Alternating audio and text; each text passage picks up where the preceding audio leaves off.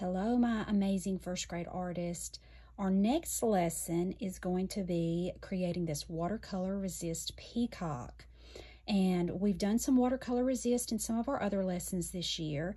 And watercolor resist is just where you use a material, like we're going to be using crayons on this one. And crayons are made out of wax. And so when we paint over it with our watercolor, it will resist the watercolor, and so you'll still be able to see your beautiful crayon colors, and your watercolor will be in the background. So we're going to talk a little bit about peacocks. I'm going to show you how to draw this peacock, and we'll talk about coloring and painting it, and then adding some of these fun embellishments like sequins and rhinestones. So first, let's talk a little bit about peacocks. Peacocks are the national bird of India. This is a map of the world. We live here in North America, and India is on the continent of Asia, way over here. And this this country that sticks down a little bit is called India. And so they're the national bird of India, and peacocks symbolize grace, joy, beauty, and love. Here's a picture of a peacock. They're a very large bird, and they have a fan-shaped crest of feathers on their head. So that's the fan-shaped crest of feathers up there. And they have white patch under their eye. And the most noticeable feature are their large fan-like tail feathers that have these bright, bold colors. And these on each little feather, there's a little oval shape, and it almost looks like eyes. Don't those kind of look like eyes to you? So the Indian people believe that when the peacock spreads its tail feathers, rain is on the way.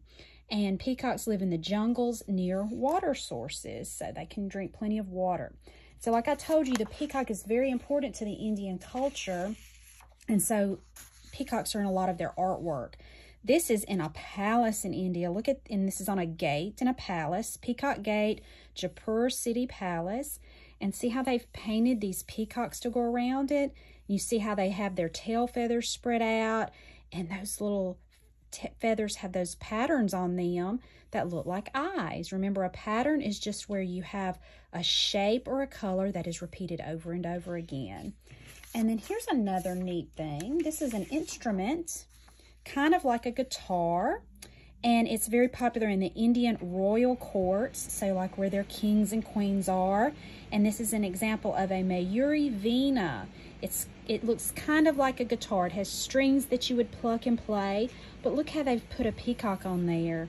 Isn't that pretty? And they even have the feathers on there. Those are probably real peacock feathers that they use to do that.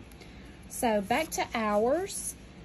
We're going to be drawing with I'm going to draw with a Sharpie, but you can draw with a pencil in case you mess up and you need to erase. But remember, draw very lightly with your pencil in case you need to erase it, and it'll look a lot better. And then you'll need to outline it with a Sharpie marker, because Sharpies are permanent, and when we put the watercolor on, it won't bleed, okay? So I'm going to show you how to draw the peacock to begin with. We're going to be using the elements and principles of art. We're going to be using lines. We're going to draw several different kinds of lines to create our picture. We're going to make shapes like these oval shapes and like a triangle shape for the beak. We're going to be using color. And then for the principles of design, we're going to use patterns. Like I told you, the patterns of the feathers. We're going to emphasize these feathers with metallics and rhinestones and sequins. We're going to use repetition, where we make them over and over, and contrast, because we want our background to be different. Contrast is when two things are very different. So you want your background to contrast your peacock so it stands out. So if I had a blue peacock, I wouldn't paint a blue background. I'd paint something different to create contrast. All right, so your teacher's going to give you a piece of watercolor paper, and I want you to turn it horizontally. That's with a long side going sideways like this. And we're going to start right in the middle, okay? And we're going to try to draw big and fill our page with this peacock. So I'm going to draw with a Sharpie so you can see, but if you want to start drawing with a pencil, like I said, just draw lightly, and then later you can go back and trace it, okay? So we're going to start in the middle of our paper, right about here, and we're going to make a sideways triangle, okay? And so I'm going to start kind of tracing with my finger, kind of how I'm going to do this. Remember how sometimes we trace with our finger and it helps us know how to draw it, okay? So I'm going to make this shape. We're making the beak, okay? And then we're going to connect them. We're making a triangle that goes sideways, and then we're going to put a line in the middle. Okay. Now we're going to make its head. It's going to come up and curve around and go close to the bottom, not all the way down, because then we have to make its body. Come up and down.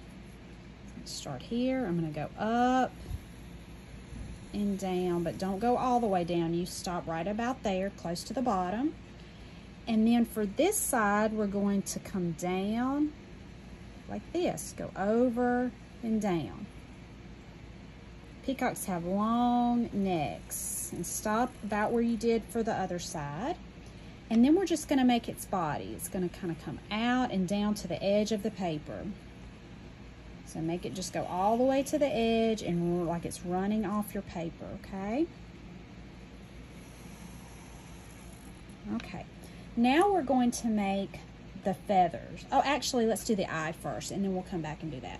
So let's make the eye. We're going to put a circle, kind of a bigger circle, and then we'll go inside with a smaller circle, and I'm going to color it in with my black marker, and I'm going to just leave a little white spot there for his reflection. And then remember how I told you peacocks have that fan of feathers on the top of their head? Let's draw those. So we're going to go up and then just make a circle, straight up, circle, straight up, circle. I'm going to put 4. So you can do however many you want.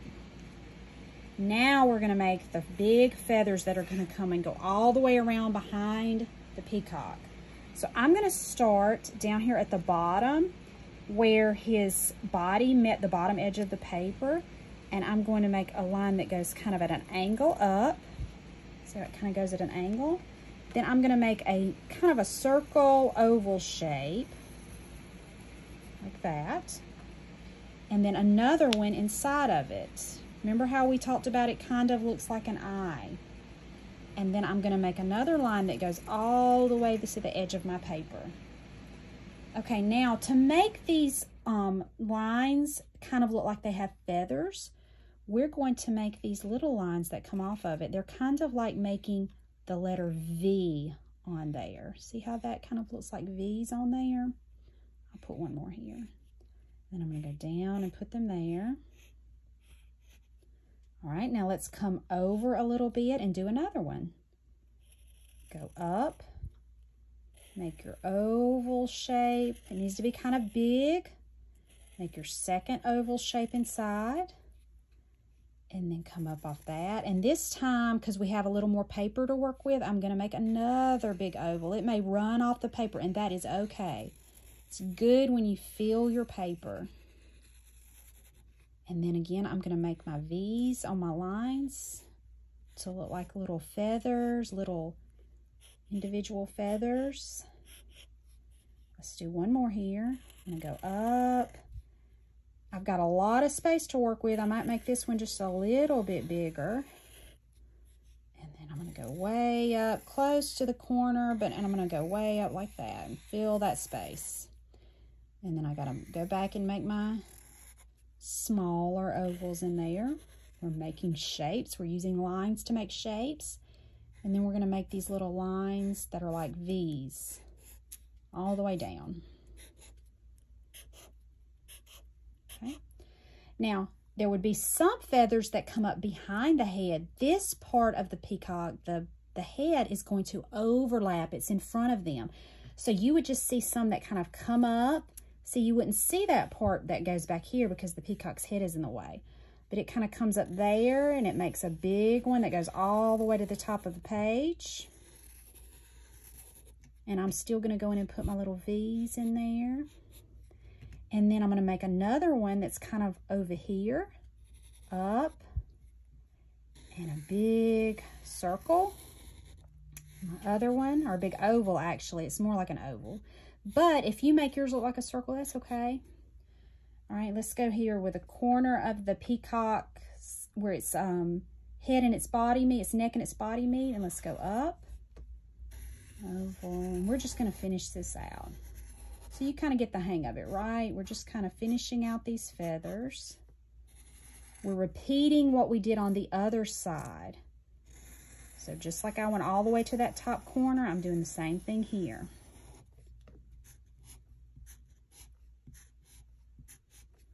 I have another one.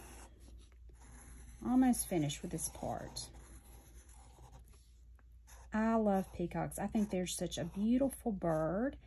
And one time at my house, I looked out the window and I saw a peacock at my house. I could not believe it. And what happened was we had a neighbor who had a peacock as a pet, and it had gotten out. And I just thought that was the neatest thing, because usually you just see peacocks at the zoo. And he just kind of walked around the house, walked around the yard. And I don't know whatever happened to him. I guess maybe they found him. Maybe he went back home. But he was so pretty. It was so neat to see him. Okay, when you finish drawing it like that, if you've been drawing in a pencil, go back and outline everything in a black Sharpie. Remember, you have to use a black Sharpie. If you use a magic marker, it's just going to bleed when you put the watercolor. So you'll do that. And then I'm just going to show you mine and kind of talk to you about what to do next, okay? So this is my finished one. So teachers, listen closely, because you can help the students with this. Remember this. But for each individual feather, you're going to color those with your crayons. Remember, this is a watercolor resist. So when you color these, press down hard and make that color good and dark and even. And use whatever colors you want. My colors are very similar, but they're a little bit different. I used a darker pink and a lighter pink on the inside. This is like a yellow-green, and that's more of a yellow. But you can do whatever. You can make yours like a traditional peacock with the blues and the greens, or you can do other colors. You can be creative. So color your feathers and your beak with crayons. Then you may paint. After you do all the coloring, you may paint with watercolor. So on this one, teachers, listen closely again. I wanted the body to be darker, so I used my liquid watercolor and I didn't add any water to it. So this is a blue and it's just straight from the bottle. But then on the background, I wanted contrast because I really wanted the peacock to stand out. So I added a little bit of water to the background watercolor. So I had a purple, and if you'll add a little water, but let the students decide what colors they want to use for that. So you can put this in a little cup, mix some water with it, just a little bit, and it'll dilute that a little bit, and it won't be so dark. So it'll really make your bird stand out. And I forgot to, I colored his eye yellow with my crayon around it, and so it's did the watercolor resist technique there. Okay, so the painting, it'll be the crayon, then paint. Then you can go in and add all your little extra elements. So your teachers have some sequins and some of these gemstones or rhinestones that I provided. You'll just squirt a little bit of Elmer's glue, a little dot, and then you stick your sequin or gemstone on it. And so I decided that I would put mine in the middle of each feather and then on the tops of the little feathers on its head. But you can be creative and decide however you want to do yours. If you wanted to put some gemstones on these lines, that would be okay. It's good when everybody's is different. They don't have to all look the same. And then the last thing, your teacher has some metallic pens, some metallic markers. And I went in with my metallic marker and I added an extra little V. See, I did that in gold, and it just made a little extra for my feathers. And then I went in and put this fun little pattern for feathers on its body with my silver one. So you can decide what you want to do with that. You could put a different kind of pattern or just do it however you want. I want everybody to be creative and think of a way that you can make yours look individual and unique. And I cannot wait to see what you do. Your teachers will send your artwork to me and we'll put it on Artsonia. And I just know you're going to do a good job. Thanks so much, and I'll see you next time.